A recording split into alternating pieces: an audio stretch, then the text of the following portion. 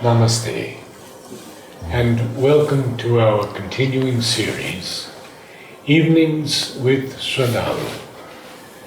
We welcome you here today for a very important talk on bacteria and viruses. You have something to read from that? Yes. Good. First, I want to change how we view bacteria, viruses, microbes generally, from the way we've been taught. In medicine, there's a very fixed picture that's given to us that these are little creatures which have an independent life of their own, and they are somehow always changing, maybe evolving, we don't know. And every now and then they get into you and they cause an illness, and so you have to fear them. This is the starting point of at least what is taught. Now, the science may be more complex, but what is taught to the common person through media is a fear of bacteria and of viruses. And it's almost as if you're made helpless. Once it gets into you, then it's going to do its thing. You have to take medicine in order to get cured. And without medicine, it'll keep wreaking havoc. Or maybe your body is strong enough, but that's not encouraged in how it's taught to you. Equally, you are given this impression that all bacteria, viruses, etc. are all bad. Whenever you say, oh, there might be bacteria on this, don't touch, your starting assumption is bacteria are bad. Or your hand has touched the floor or something, you start eating, no, there's bacteria, throw it away. So the assumption or the implication here is bacteria are bad. In fact, from a purely science perspective, the picture is very different. And then we'll look at it from the yoga perspective, where it is even more different. So from the purely science perspective, we recognize that 90% of all bacteria are actually good for you. We'll even go so far as to say, in your body, if you count the number of cells and you count the number of bacteria, the number of bacteria is far greater than the number of cells in your body. And all those bacteria are good for you. Even they are necessary for you. Even without them, you would not be able to live. So now suddenly we change our picture of our relationship with bacteria, right? So, in fact, just in the gut, in the abdomen, nearly 2 kilograms, that's what, 4 pounds, 4.4 pounds of body weight is bacteria, which are doing good work, important work. You take them out and you cannot digest food. It's the bacteria which are doing the most significant part of the digestion of the food. We'll push it a few more steps. We discover that around the gut is also your what they call the second brain, because the number of neurons of your body primarily are maximum in the brain, and second most collection of neurons is in the abdomen, surrounding this whole region where the digestion takes place. And that's why we say gut feel. You feel something here instinctively. It's almost the power of your brain's thinking which is organized here, but it's not conscious. It is subconscious, semi-conscious. But it's all here surrounding this whole digestive process where all the bacteria, nearly 2 kg of it, is sitting. I think Sri Aurobindo mentions that one has to feel poetry in the solar plexus. Okay. Yes. And this whole part, there's something so important happening that the body needs to produce almost the second brain here. And all those bacteria, they are there not only for digestion, they are also secreting. They're secreting nutritional content, which the body is absorbing. Now, even under certain extreme conditions, if you provide enough nutrition for your bacteria, the bacteria will take that basic nutrition and convert it to amino acids, vitamins, and other structures, which your body will then absorb from the bacteria. They are feeding you. Now, one of the common myths which is given to you by, let's say, doctors, because they're just repeating what they learned by heart to pass an exam. they don't know anything really other than what they learned by heart. So one of the common myths is, if you are in a vegetarian diet, your body is not producing B12 vitamin, right? And other vitamins. Vitamin K is not so produced by the body. And partly it's true. But what is not taught to them, and so not told to you, is that the bacteria which are sitting in your gut are producing your B12, are producing vitamin K, and many other things. And so your food need not have B12 if you have the correct bacteria who can take your food and convert it to B12 or vitamin K or many other vitamins. So here's something very interesting. The bacteria are almost like a layer in the digestive process. They help, but further they build on the digestive process to give you things which the food being digested would not have, and give you nutrition. We have an instance, very interesting, of Novak Djokovic, the tennis player. He's a pure vegetarian, and he's third in the world of all-time Grand Slams. And he lives only on vegetarian food. If you think of the horse, it's vegetarian, the fastest, strongest animal in many ways. Yes. The elephant, huge, entirely vegetarian. So this idea that vegetarian food is not enough to sustain you is entirely wrong. But something can go wrong here. If you take an antibiotic, what does it do? It's antibio. It kills bacteria. It kills life. Except that your body is too big for the antibiotic to kill your cells. They first begin by killing your bacteria, which are weaker, smaller. And so the antibiotic serves to eliminate a large part of your gut bacteria and totally unbalance what we call the gut microbiome. As a result of that, now you don't have any more the bacteria which should be nourishing you. And once you have created an imbalance there's a whole chain reaction. You will have all kinds of lack of various kinds of vitamins and things which normally they would have been producing, but they've just been knocked out. In fact, something more serious happens. Remember I said 90% of the bacteria are good for you, and there's this 10% which is not so good for you. And we're talking of the whole of nature. But in your body, nearly 100% is good for you. But when you take in this antibiotic and the good bacteria have been killed because you wanted to kill a few bad bacteria, at that point there is a large patch where there are no bacteria to speak of. At which point the most virulent, the most violent, the most strong bacteria will first grow. Which one was that, by the way? That's the one which attacked you, remember? Or new ones which come in, of them the most virulent will first fill the gap. And so what happens every time you take antibiotics? Maybe it takes care of that immediate problem where you had a loose stomach or something, but you've created a space where the most vicious and violent of the bacteria will first grow before the more gentle, kind, caring, your friendly bacteria can catch up. And so it always tends to exaggerate or give more space for the negative. Now I'll broaden this discussion to something outside our body. So in the good old days, the approach in India was at least that you did not kill bacteria. Recognizing that they are good for you, they are necessary for you. In fact, you want to be surrounded by the good ones. They tried to promote the good bacteria rather than trying to kill. So it's a very different approach than what you have today in hospitals. In the hospitals, the starting point is no bacteria. And look at the nature of the fight. Every day, you have to keep killing bacteria in your hands, your face, your devices which you use, the cotton, everything has to be sterile. And if one thing gets in, you sterilize all over again. Of course, they creep back, you sterilize. What they did instead in India was they increased the good bacteria to such a great number that the bad bacteria didn't have place to come in.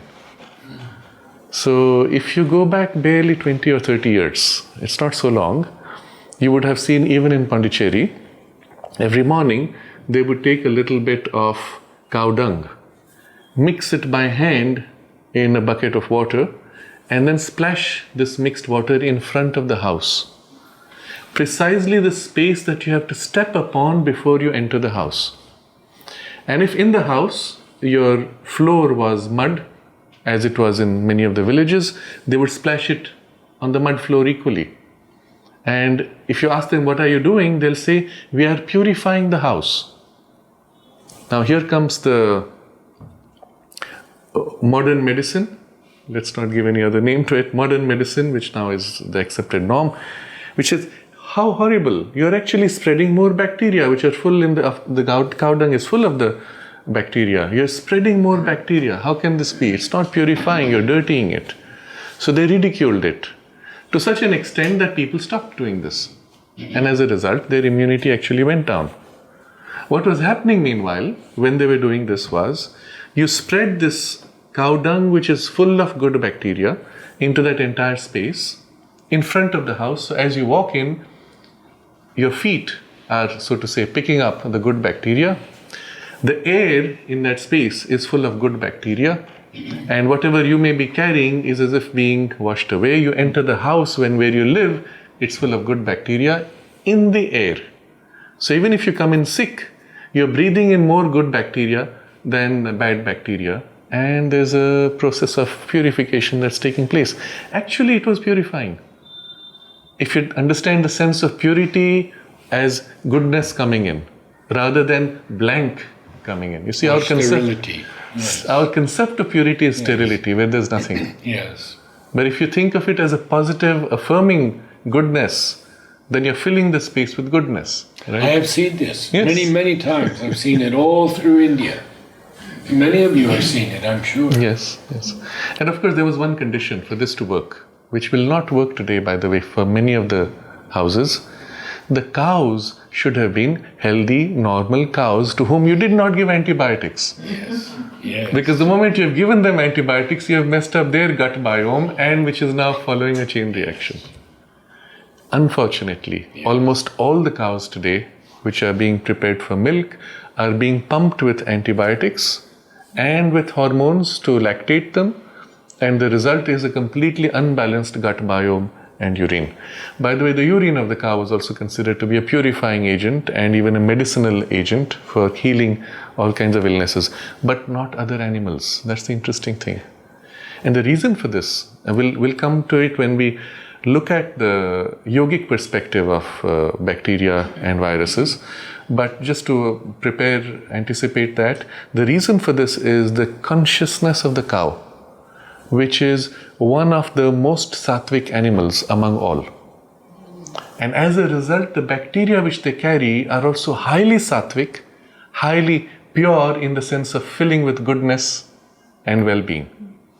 And so the cow dung and the cow urine was highly prized for all these things. So I'm coming back now to our own gut. If you understand what's happening out there, the same thing happens inside us. The same thing happens on our skin surface, by the way. We're focused so far on the gut. And I'm not done with the gut, but we'll come back to it. The same thing applies everywhere else in your body. Now remember, you have more bacteria than cells. So it's not just in the gut, but it's also present on your skin. And a very large part of your skin surface is full of bacteria. And if you have, for example, a lack of bacteria, let's say you've sterilized some part of the skin, immediately there's a scramble. Bacteria which are in the air, which are all around us, which are in the rest of the skin, they begin to grow, settle from the air. And the scramble allows now the more vicious and violent bacteria to first get a foothold. So let's say you started using medicated soap, which is intended to kill bacteria, antibacterial soap, one of the worst things you could do. You start applying that, you will notice the day you don't apply that, you'll have terrible body odor. Because at that point, you have encouraged the most vicious bacteria to grow. Every day you beat them back by killing them, and every day they push back. By the end of the day, you have body odor. The bad ones are the ones who create body odor. The good ones, incidentally, can grow and fill your skin, and you will have no body odor. Interestingly. Our good friend Dr. Pachagavka speaks about this at great length and says that it's enough generally with just to wash with water. Do you know that one of the cleanest creatures free of bacteria entirely, and we're now using the sterility as a reference for cleanliness, is the cockroach. Interesting. And they're always, I think, because they lick themselves or the body produces something. I'm not sure of why exactly it is so, but it's almost completely free of bacteria. But freedom from bacteria is not our goal, because the body needs them.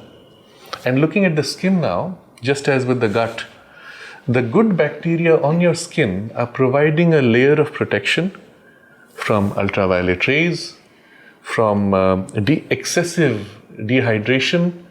They are also supplying you with nutrition.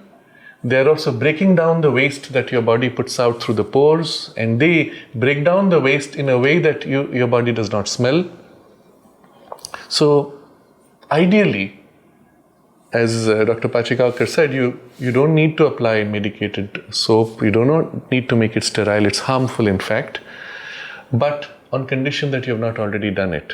If once you have harmed the skin microbiome, then you have to allow it to regenerate and settle. And one of the ways, by the way, incidentally, is to use cow derivation, cow dung, cow urine, cow milk. So far we didn't speak about cow's milk. We should speak about that, because we should speak a little bit about Jersey cows. Okay. Yes. So the cow's milk, and especially milk which has not been where they kill the bacteria? Pasteurized, yes. Milk which has not been pasteurized, fresh milk from the cow, is full of good bacteria. And so you drink that, it regenerates your your gut microbiome. You apply that on your skin, and it regenerates the local skin bacteria. Well, cow dung, cow urine, you may not be too happy applying, but the point being, if you had sprayed it on the ground, your air in the house would be full of good bacteria, which would naturally settle on your skin. You can use yogurt from the cow. Raw milk is almost prohibited now in America. You can get it occasionally. By law. It's prohibited. Yes. By law, you cannot sell milk which is raw in America. And in India, luckily there's no such law, but still it's difficult to get it, because everybody has been told in the last 40, 50 years that pasteurized is good for you, healthy, safer. Of course, there's a point to it. But the bigger point is that all the good bacteria have been killed. And those good bacteria, let's say you had turned that into yogurt, and taken that yogurt, would have been far more nutritious. And your B12 and other factors which you thought were missing would have been regenerated. Gut biome and skin. Applying the yogurt to the skin would be good. But again, one condition. The cows should not have been filled with antibiotics. Yes. So it's difficult to get that today. But still, at the end of the whole story, even with the antibiotics given to them, if you make yogurt out of it, the lactobacilli, the bacteria which are specific to milk, they have a kind of a longish shape like rods, they say. Those are good for your skin. And if you apply them on your skin, it may take a few days. You'll find body odor will go away. It has to be fresh yogurt though. And not the yogurt which has been manufactured in the factory and then preserved so that it will last for many weeks. You see, there again the bacteria have been killed so that they can be preserved. But if you make it at home, you try to preserve it, after a few days it will become too sour. That's because the bacteria are living. So you have to have fresh yogurt, which is difficult to get. If you go to Europe, people don't make yogurt at home because it's not warm enough. And so you buy yogurt in these little plastic packets where it's been manufactured a month or two before. It doesn't have the same effect. So I'm putting all these qualifiers for those who might want to try it out. So you have to have fresh yogurt. You apply that to your body. And within a few days, you'll find the skin bacteria balance will change.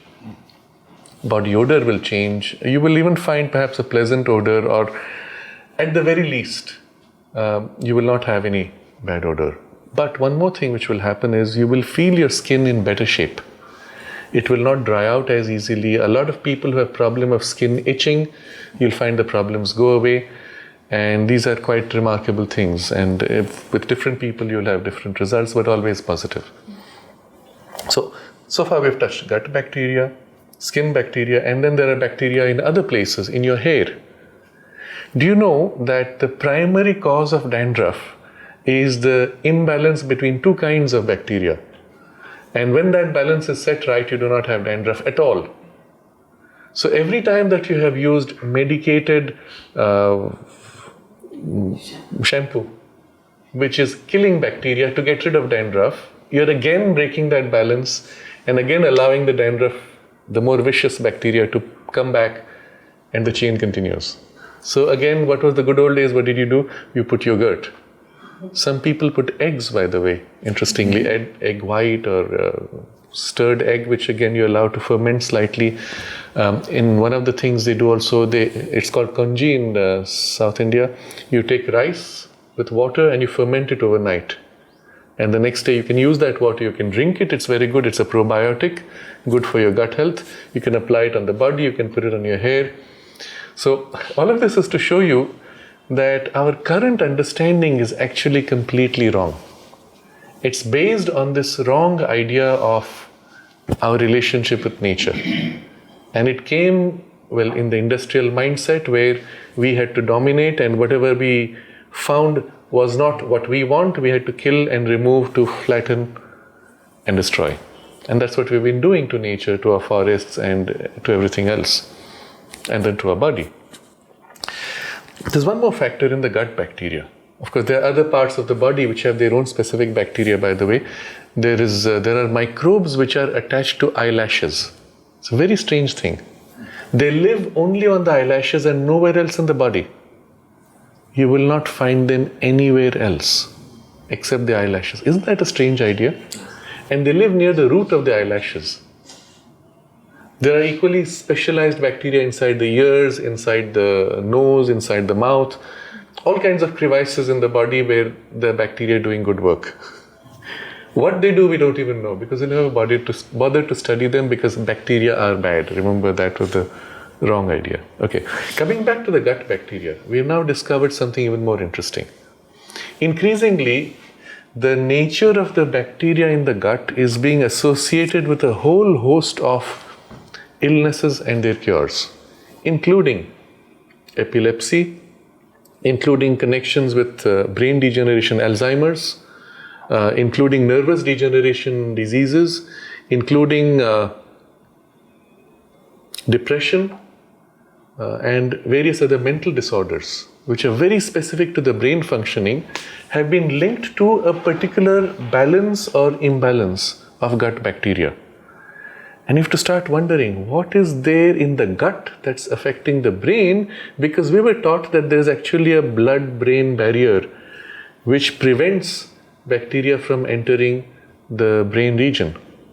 So only very fine molecules can cross through, bacteria are blocked. The brain is one of the most sterile spaces of your body. And well, we might say the bacteria in the gut are producing certain products which are feeding the brain or creating imbalance. Maybe, but is it really that? And there's something much more complex, which we will fully appreciate only when we look at the yogic perspective of bacteria. So I think we'll enter into that discussion now. I want then later to contrast bacteria with viruses. And then we'll discuss what happens when humans manipulate viruses and the issues relating to that. So when we look at the human body, there's a very interesting quotation of the mother. There are quite a few things she speaks of. I want to read from something. She says, in reality, illness is only disequilibrium. If then you are able to establish equilibrium, this disequilibrium disappears. And illness is simply, always, in every case, even when the doctors say that there are microbes, in every case, a disequilibrium in the being. A disequilibrium among the various functions, disequilibrium among the forces. This is not to say that there are no microbes. There are. there are many microbes. There are many more microbes than are known now. Okay, here's a hint. There are a few things which I will read out where you will see the mother is telling you what science does not yet know, and at least at that time, science knew nothing about these things which now are being increasingly confirmed. So there are many more microbes than are known now. But it is not because of that you are ill, for they are always there. It happens that they are always there and for days they do nothing to you, and then all of a sudden, one day, one of them gets hold of you and makes you ill. Why? Simply because the resistance was not as it used to be habitually. Because there was some disequilibrium in some part, the functioning was not normal. But if by an inner power you can re-establish the equilibrium, then that's the end. There are no more difficulty. The disequilibrium disappears. And then she speaks of other ways of curing and so on. And she says, only those who do not let you do it are not cured. And this is visible. They do not allow you to act. They cling to the illness. I tell them, mother says, I tell them, you are not cured? Go to the doctor then. And the funniest part of the thing is that most often they believe in the doctors, although the working remains the same. So she was speaking earlier about a more direct intervention by which she would cure people, but those types who didn't want to be cured, she sent to the doctor. Every doctor who is something of a philosopher will tell you, it is like that. We doctors give only the occasion, but it is the body that cures itself. When the body wants to be cured, it is cured. Well, there are bodies that do not allow equilibrium to be re-established unless they are made to absorb some medicine or something very definite, which gives them the feeling that they are being truly looked after. So you see, it is now in the body consciousness that there is this need or this belief, I need the medicine. But if you give them a very precise, very exact treatment that is sometimes very difficult to follow, they begin to be convinced that there is nothing better to do than to regain the equilibrium, and they get back the equilibrium. Now it gets into a very funny story she narrates, and I will read that out because it's worth sharing here, although it's going beyond the bacteria discussion. I knew a doctor who was a neurologist and treated illnesses of the stomach. He used to say that all the illnesses of the stomach came from a more or less bad nervous state. He was a doctor for the rich, and it was the rich and unoccupied people who went to him. So they used to come and tell him, I have pain in the stomach, I cannot digest, and this and that. They had terrible pains, they had headache, they had, all the symptoms. He used to listen to them very seriously. I knew a lady who went to him and to whom he said, your case is very serious. But on which floor do you live? On the ground floor. All right. This is what you have to do to cure your illness of the stomach. Take a bunch of fully ripe grapes. Do not take your breakfast, for breakfast upsets your stomach. Take a bunch of grapes, hold it in your hand like this very carefully, then prepare to go out. Not by your door, never go out by your door. You must go out by the window. Get a stool. And go out by the window. And there you must walk while eating one grape every 2 steps. Not more. Yes, not more. You will have stomachache if you do more steps. One single grape every 2 steps. You must take 2 steps, then eat one single grape. You should continue till there are no more grapes. Do not turn back. Go straight on till there are no more grapes. You must take a big bunch. And when you're finished, you may return quietly. But do not take a conveyance. Come back on foot. Otherwise, the whole trouble will return. Come back quietly, and I give you the guarantee that if you do that every day, at the end of 3 days, you will be cured.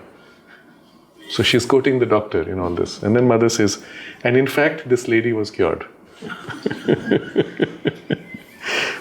Okay, so I skip this to go to something else which is even more stunning,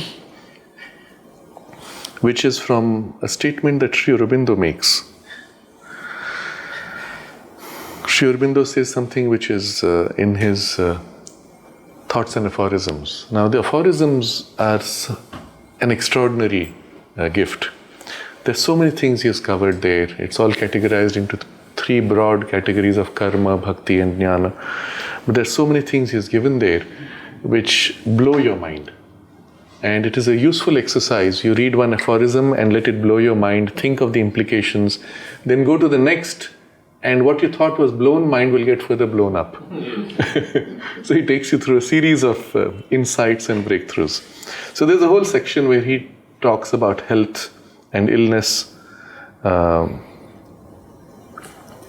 before I come to the mind-blowing aphorism, I'll just get to the preparatory ones before. He says, health protected by 20,000 precautions is the gospel of the doctor. But it is not God's evangel for the body, nor nature's. So 20,000 precautions, what do? Every morning you have your medicated soap to wash, medicated soap for the body, you have your shampoo for the hair, and then in the food you have to have this and that and all the rest. Next aphorism. Man was once naturally healthy and could revert to that primal condition if he were suffered. But medical science, and he puts M cap, S cap, medical science, it's like a big person, big thing in itself, an entity. But medical science pursues our body with an innumerable pack of drugs and assails the imagination with ravening hordes of microbes. Very interesting now.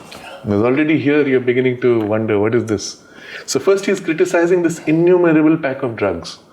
If you go to a medical store, you look inside, little boxes, and all the names, and you ask for a name and they look up on their computer and say, yes, we have a stock, and they pull it out. And so many names and so many drugs, and every now and then they produce more and more. And by the way, if you've been using something which is 20 years old, you continue to use it, but if you go to a new doctor, he'll say, oh, that is old medicine. Now they have a better version, and he gives you a new one. But that's on the drug side. But the other side, which is more interesting, he says, and assails the imagination with ravening hordes of microbes. Now, what has medical science taught you? Oh, horde of microbes. Hundreds, millions, billions of microbes. They're all over on your skin and on the floor and everywhere in the air. It's full of microbes. You're breathing in microbes, right? So in your mind, you've got this picture of hordes of microbes everywhere. And the fear with it. So the imagination is filled with this. Next comes this mind-blowing aphorism. He says, Sri Aurobindo says this, I would rather die than have done with it and spend life in defending myself against a phantasmal siege of microbes. If that is to be barbarous and unenlightened, I embrace gladly my Cimmerian darkness. Woo. Let it sink in. I would rather die than have done with it, than spend life in defending myself against a phantasmal siege of microbes. So remember, our mentality has been, oh, microbe. The siege which you have, the microbes have surrounded you and are trying to break through your body's defenses, and you have to treat your body to fight them, vaccinate your body to fight them. This whole game, the microbes, he says, are phantasmal. It is a fantasy of your imagination. It's almost like a phantom which is coming, but there's no such thing really. It's all been created, an illusory appearance. If that is to be barbarous and unenlightened, because science will say, oh, you are a primitive guy if you don't accept all this. I embrace gladly my Cimmerian darkness. Do you know that word, Cimmerian? Cimmerian.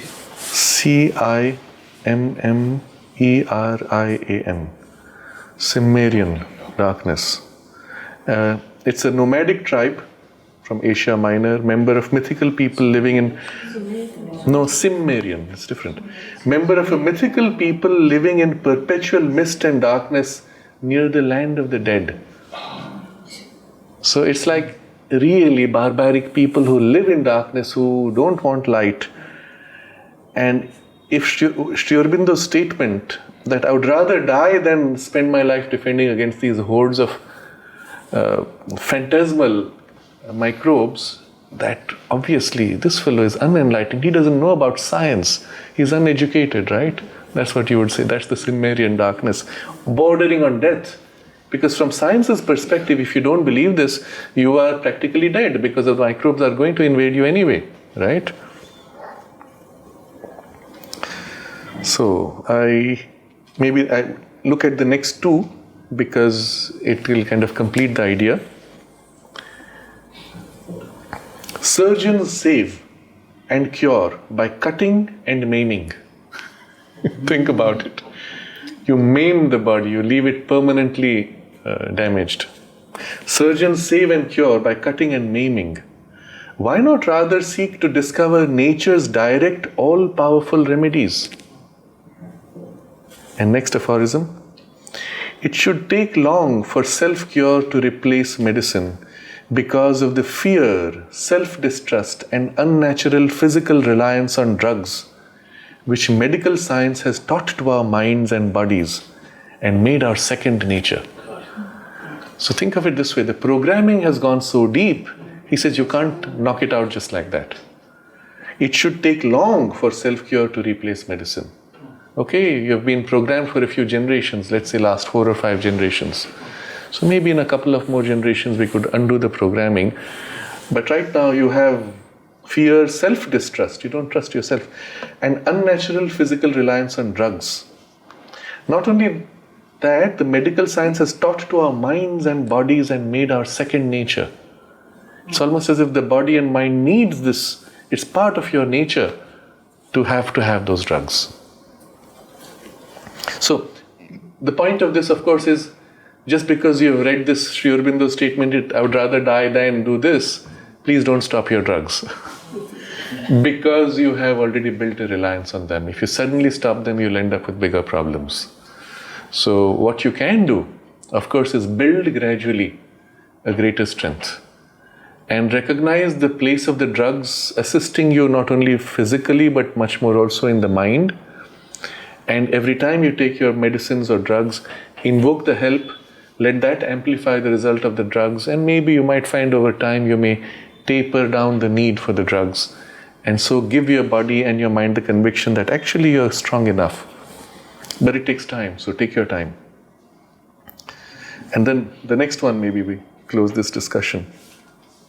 Medicine is necessary for our bodies in disease only because our bodies have learnt the art of not getting well without disease, without medicines. We have learnt the art of not getting well without medicines.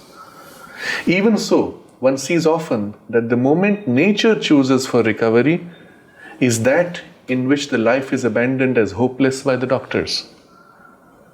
Interesting. So many cases where the doctor says, no hope, and then suddenly there's a miraculous cure because nature chose. One more thing, then we will read. Distrust of the curative power within us was our physical fall from paradise. Interesting. So our paradise was that state in which we were able to be immune to disease. Physical fall from paradise, not spiritual or psychological fall, was distrust of the pure curative power within us. And then he says, medical science and a bad heredity are the two angels of God who stand at the gates to forbid our return and re-entry. So you cannot re-enter paradise of freedom from sickness or paradise of immunity from sickness because there are two angels of God standing in the way. Medical science, again, M capital, S capital, like it's a being, and bad heredity. And you have to think of the implications. They forbid our return and re-entry. Okay, so we close this part of the discussion and we go to one more, which is from the mother's discussion about microbes. So now we are coming more into the true nature of microbes. And for that purpose, we will see what mother has to say. And you must keep in mind, the mother knew far more than she let out, as did Sri Aurobindo. A lot of things they did not speak because it was premature to the current mentality of humanity. It would be so different that they would say, oh, she's talking some ancient beliefs or some old teachings. Even now, I have met people and great devotees, sadhakas with a lot of intellectual training, and they're the ones who have this problem. They'll say, oh, that text Mother is speaking of, that is what they used to believe in that century. It's not true actually. Modern science has come far ahead. Okay, because they are so programmed in their intellect. Okay. So there's one example she's giving to Satprem, where Satprem says he got ill. And he got this illness. And Mother says, was it painful? He says, oh, terrible, as if I were burning within. And then Mother says to him, that's it, like red hot iron claws. And others too had the same thing, the very same thing. Satprem, my body and muscles are aching all over as if I had been battered. And Mother says, yes, that's it, Maupati. Maupati, my child. Yes, that's it, Maupati. The doctors would say it was a mass of germs or microbes or viruses or God knows what. But it was vital ill will, vital malice. But with a coating material enough to act directly, Mother strikes. It was instantaneous, no need of incubation. Instantaneous, like a fiery sword ripping open your stomach. Charming. It will go away. But I stopped the immediate effect. I think Mother also had it earlier. So she's speaking of what she did to her own body. She said, I stopped the immediate effect. The immediate effect was almost catastrophic. I stopped it with my great method, that sort of inner immobility and leaving everything in the Lord's hands. Nonetheless, the next day I was unwell. I'm not quite well yet, as though the body had been terribly shaken. Then I saw all kinds of things. Oh, an adverse organization in the most material vital by misleading, unenlightened spiritual aspirations. And she describes what is the force behind it. But you see, the way she's describing this attack, she says very casually, microbes, viruses, or God knows what. Almost as if that's irrelevant. But it was vital ill will, vital malice, but with a coating material enough to act directly, and she strikes. Now here we come to the yogic understanding of the true nature of microbes, viruses, etc. So you see here an ill will with a coating material enough to act directly. So you have an ill will which is primarily of a vital character of energy bundle, and with a coating which is almost material, and so it can act on matter directly. Now here we get our first clue. But we'll look at another passage of the Mother where she describes this in much greater detail. I'll just load this. And there she explains that the formation of the microbes is actually the materialization of vibrations from the lower vital worlds. And she links it also to dead people. Yes, here we have it. Now we'll complete with this. So I have the text. So there are people ask about microbes in the water and why do we take precautions to drink only filtered water. She says, even if you could convince yourself that what you're drinking is healthy water, it won't be enough, because in your subconscious you're open to all these negative suggestions that this water is not healthy, it will cause you to fall sick, and in your subconscious that impulse is going to come in and seize and do its thing. So then she speaks of the origin of the microbes. So she's speaking of the origin of the microbes. The beginning, she says, is in the vital.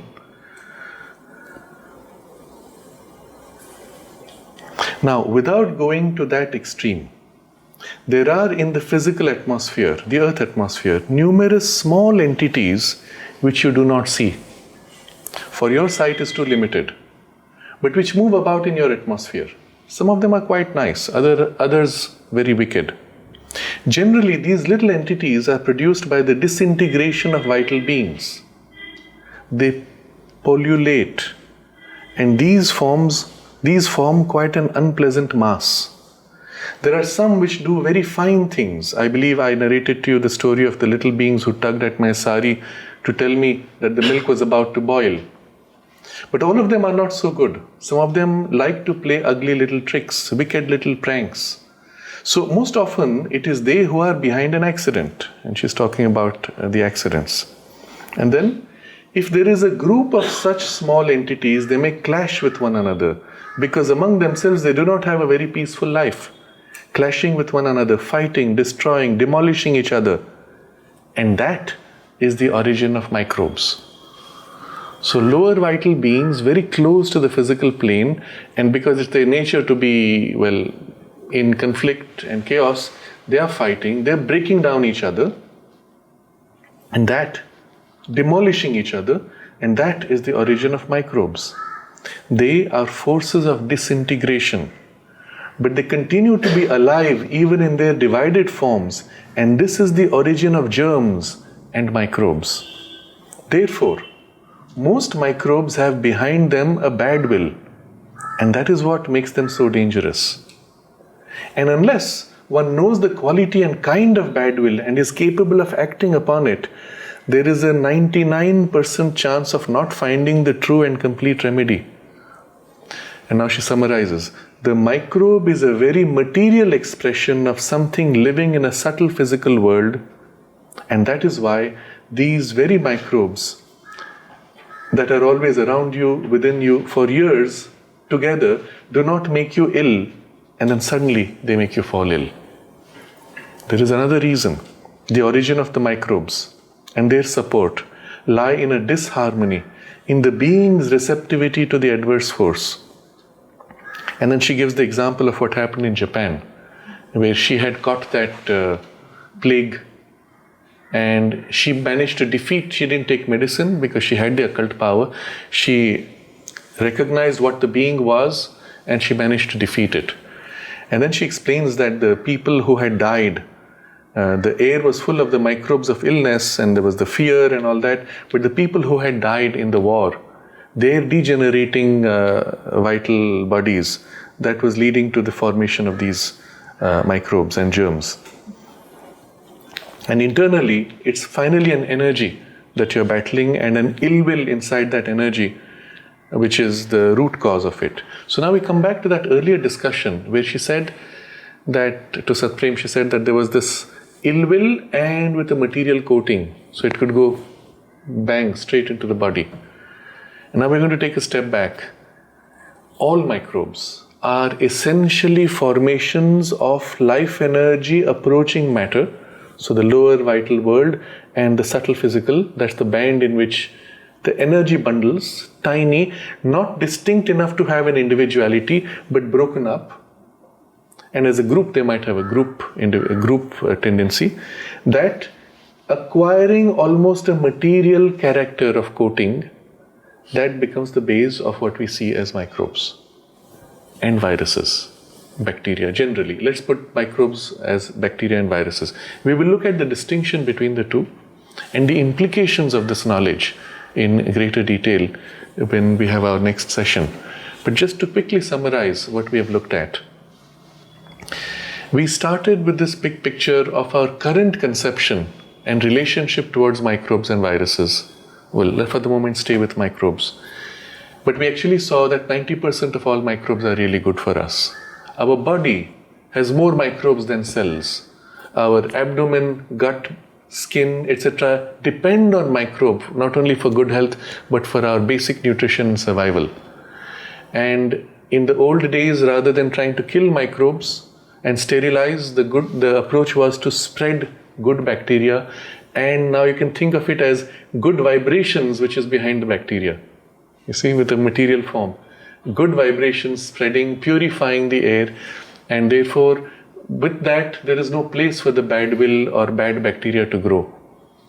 And this is a much safer, saner, practical approach and more aligned to nature. It's as if you try to make land barren, and what will happen next? The first thing that grows will be the plants which have the strongest the thorns, because that's how nature starts. The most hardy, resilient plants, nature will start regaining that place, and then only other plants would be able to grow. So in the same way with the bacteria, the most vicious bacteria begin to grow because they are vicious. You have all the illnesses which come.